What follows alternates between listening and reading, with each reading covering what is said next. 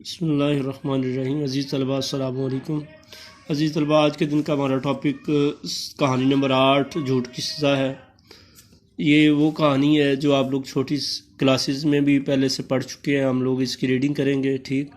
اور عزیز طلباء، آپ لوگ اس کو آج یاد کریں گے۔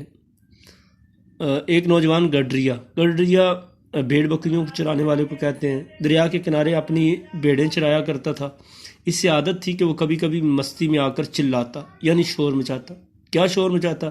شیر آیا، شیر آیا، دوڑو ارد گرد کے کھیتوں میں کام کرنے والے سنتے تو لاٹھیاں کلہاڑیاں لے کر دوڑ پڑتے۔ لاٹھی کی جمع لاٹھی سہارے کے طور پر استعمال کی جانے والی لکڑی، یا عام طور پر لکڑی کے لیے بھی استعمال کیا جاتا ہے یہ لفظ۔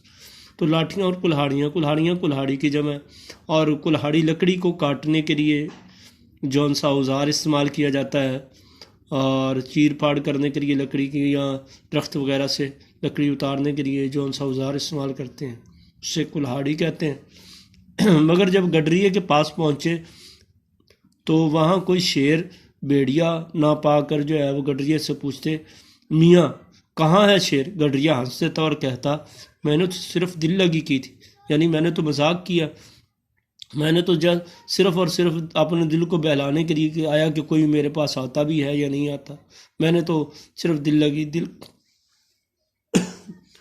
یعنی دل کو بہلانے کے لیے ایسا کیا۔ شیر کے لیے تو میں خود ہی کافی ہوں، شیر آئے گا تو جان سلامت نہ لے جائے گا، یعنی گڈریے نے کہا کہ اس کی جان سلامت نہیں رہے گی، یعنی میں اس کو ویسے اکیلا ہی شکست دے دوں گا۔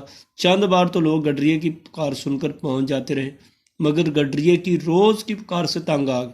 اب اس کی پکار کو سب جھوٹ سمجھتے اور کوئی ادھر توجہ نہ دیتا۔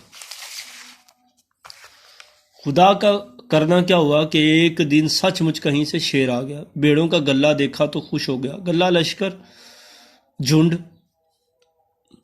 بڑھ کر ایک بھیڑ کے پنجہ مارا، اور بھیڑ کی گردن ٹوٹ گئی اور مر کر ڈھیر ہو گئی۔ گڈریے نے شور مچایا مگر کوئی اس کی مدد کو نہ آیا۔ گڈریا لاٹھی لہراتا ہوا آگے بڑھا، اور تو شیر نے یعنی لکڑی لہراتا ہوا مدد کے لیے، تو شیر نے ایک ہی جست میں اس کی گردن بھی مروڑ دی، جست حملے میں ایک ہی بار میں، اور بھیڑیں بھاگ رہی تھیں، شیر ان کا شکار کر رہا تھا۔ آخر سارے کا سارا گلہ شیر کا شکار ہو گیا، یعنی پورا جھنڈ بکریوں کا شیر نے شکار کر لیا۔ سورج غروب ہو گیا، ہر طرف اندھیرا چھا گیا، نہ گڈریا آیا نہ بھیڑوں کا گلہ۔ گڈریے کے رشتے داروں نے رات بہت بے چینی سے گزاری، صبح ہوتے ہی ڈھونڈنے کو نکل کھڑے ہوئے۔ چراگاہ میں پہنچے تو مردہ بھیڑوں اور مرے ہوئے گڈریے کے سوا وہاں کچھ نہ پایا۔ چراگاہ جہاں پر جانور وغیرہ چارہ کھاتے ہیں، چرنے کے لیے جاتے ہیں، اور گڈریے کو جھوٹ کی سزا مل چکی تھی اور بھیڑیں مفت میں جان گوا چکی تھی۔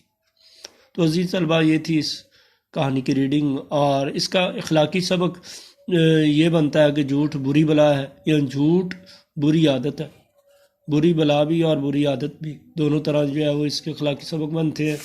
اور اس سبق سے اس کہانی سے ہمیں سبق یہ ملتا ہے کہ ہم ہمیشہ سچ بولیں کہ جھوٹ کا انجام برا ہی ہوتا ہے، کبھی بھی جھوٹ کا انسان کو فائدہ نہیں ملتا۔ تو عزیز طلباء، یہ تھا آج کے دن کا لیکچر۔ نیکسٹ لیکچر کے ساتھ کل ملتے ہیں، کل تک کے لیے اللہ حافظ، السلام علیکم۔